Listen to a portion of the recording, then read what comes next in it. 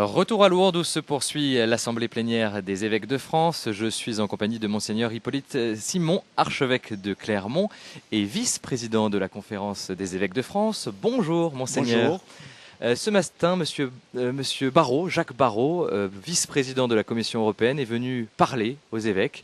Qu'est-ce que vous avez retenu? C'était sur les migrations.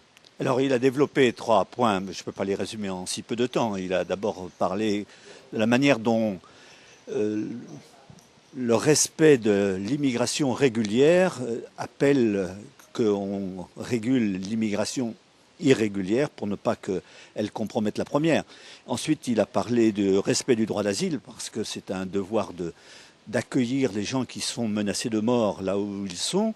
Et puis, il a développé surtout le point d'une politique solidaire, c'est-à-dire de lier immigration et développement. Et ça rejoignait aussi une interpellation que nous avons eue hier par Monseigneur Djitangar, l'évêque de Sarre au Tchad, qui venait nous parler du synode africain et qui nous a lancé un vrai cri d'alarme parce qu'il nous a expliqué comment les jeunes chez lui disent « ici, si on reste, on meurt ». Si on part, si on essaie de traverser pour aller en Europe, on risque de mourir, mais on a une chance de passer.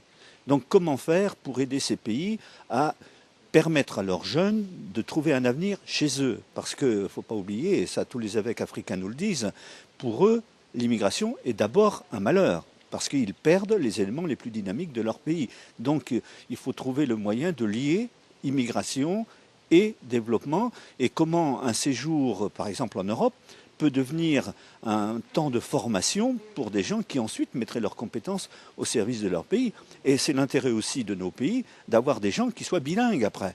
Donc là-dessus, je crois qu'il faut qu'on réfléchisse et qu'on n'ait pas une approche trop sommaire. Donc nous avons essayé, dans le dialogue ensuite avec M. Jacques Barrot, de développer tous ces points et puis de faire valoir l'attention aux personnes, le respect des droits des personnes.